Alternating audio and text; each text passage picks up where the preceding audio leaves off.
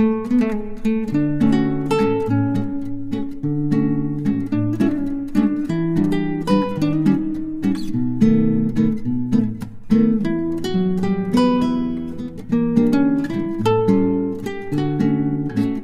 అండి, నమస్తే. Welcome to my channel Samyu blogs. ఈరోజు మా ఇంట్లో 3వ శ్రావణ శుక్రవారం పూజ ఎలా జరిగిందో చూద్దాము. ఇంకా మా ఇంటికి మా అమ్మ వచ్చింది. సో తనే పూజ చేసింది ఈరోజు. తను ఎలా చేసిందో చూద్దాము రండి. ఇంకా లక్ష్మీదేవిని బాగా పువ్వులతో అలంకరించుకున్నాము. ప్రసాదాలుగా నేను పులిహోర, బూరెలు చేసుకున్నాను. ఇంకా ఫ్రూట్స్ని కూడా నైవేద్యంగా పెట్టుకున్నాము.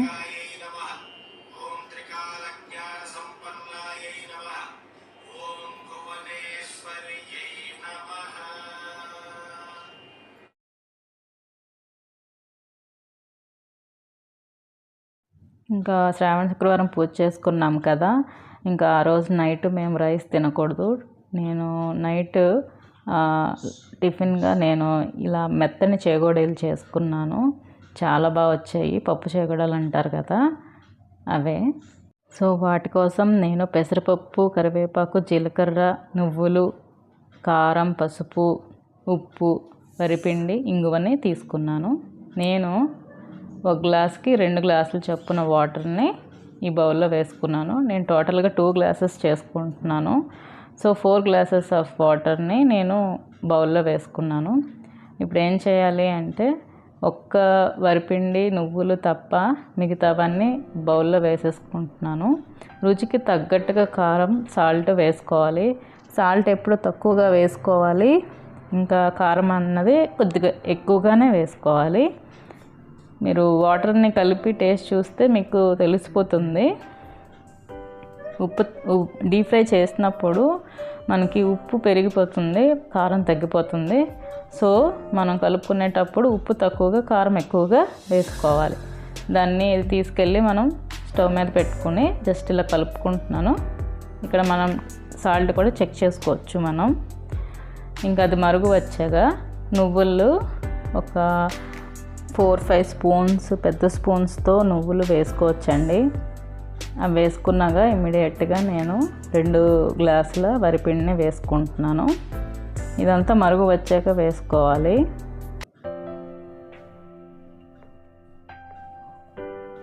ఇలా వేసుకున్న ఒక్క నిమిషంలోనే స్టవ్ ఆపేసి పక్కకు పెట్టుకోవాలి. ఇంకా పక్కన పెట్టుకున్నాక ఇలా కలిపేయాలండి మొత్తం. దీనివల్ల ఏంటవుతుందంటే చెగోడీలు అన్నవి లోపల సాఫ్ట్గా, బయట మాత్రం చాలా క్రిస్పీగా వస్తాయి. మీరు తప్పకుండా ట్రై చేయండి. మేము ఇంతకుముందు పిండిని పొయ్యి మీద పెట్టి కలిపిన తర్వాత అప్పుడు దించేవాళ్ళము. కానీ అలా చేస్తే బయట కూడా మెత్తగా అయిపోయేది. ఇలా దించాక పిండి కలిపితేనే పర్ఫెక్ట్గా వస్తున్నాయి. ఇంకా ఇది చల్లగా అయ్యాక, అంటే ఎక్కువ చల్లగా అయిపోకూడదు, కొంచెం పట్టుకునే వేడి వచ్చేంత వరకు వెయిట్ చేసి ఇలా చిన్నగా ఉండలు చేసుకొని ఇలా రోల్ చేసుకోవాలి. మనకి చేతికి అంటుకోకుండా కొంచెం నూనె పక్కన పెట్టుకొని మనం చేతికి రాసుకొని దాన్ని రోల్ లాగా చేసుకొని చెగోడీలాగా షేప్లో పెట్టేసుకోవాలి.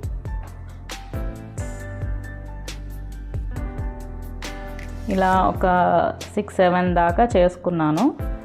ఈలోపు మనం ఆయిల్ని వేడి చేసుకుంటున్నాను. అది బాగా వేడెక్కాక ఒక్కొక్కటిగా నేను డిప్ చేసుకుంటున్నాను. ఇవేంటంటే ఎక్కువగా ఆయిల్ పీల్చమండి, మళ్ళీ టేస్టీగా కూడా ఉంటాయి. అప్పుడు బాగా నురగగా వస్తుంది కదా, ఆ నురగ తగ్గేంత వరకు మనం వెయిట్ చేసి అసలు గరిట అన్నది పెట్టుకోకుండా కాసేపు ఆగిన తర్వాత ఆ నురగ తగ్గాక తిరగవేసుకోవాలి. ఇప్పుడు కూడా ఆ నురగ తగ్గేంత వరకు ఉండి, చేగోడలు ఫుల్గా కనిపిస్తున్నాయి కదా, పైకి తేలుతున్నాయి కదా, ఇప్పుడు తీసేయాలి. నాకు ఒక వాయికి మినిమం 5 మినిట్స్ దాకా పట్టింది.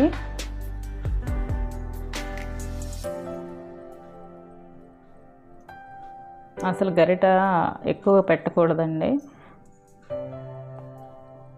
ఇలా పైకి తేలిపోతాయి, అప్పుడు మనం తీసేయవచ్చు. ఇది మాకు మా ఊర్లో మా జానకి ఆంటీ ఉంటారు, ఆవిడ చెప్పారనమాట ఈ రెసిపీ. ఆవిడ చెప్పిన నుంచి అలానే చేస్తున్నాము. చాలా బాగా వస్తున్నాయి, లోపల మెత్తగా బయట మాత్రం చాలా క్రిస్పీగా వస్తుంది. ఒకటి మాత్రం గుర్తుపెట్టుకుని కారం మాత్రం ఎక్కువ వేసుకోవాలి, అప్పుడే టేస్టీగా ఉంటాయి. ఒక బ్యాచ్ అయిపోయిందండి, నేను ఇంకో బ్యాచ్ని వేస్తున్నాను. ఇలా బ్యాచ్కి ఒక 7-8 దాకైనా వేసేసుకోవచ్చు, ఒకదాని మీద ఒకటైనా వేసేసుకోవచ్చు. బట్ దానికి పర్ఫెక్ట్ టైం ఇవ్వాలండి. ఆ నొరగంతా పోయి కొంచెం పైకి తేలుతాయి, అప్పుడే తిప్పుకోవాలి.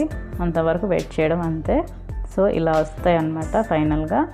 చాలా బాగుంటాయి, మీరు కూడా తప్పకుండా ట్రై చేయండి. సో అదండి ఈరోజు నా పూజ అండ్ ఎంతో టేస్టీగా ఉండే పప్పు చేగోడీలు. సో మళ్ళీ నా వచ్చే వీడియోలో మళ్ళీ కలుద్దామండి. అంతవరకు bye, thank you, take care, please subscribe my channel. Bye.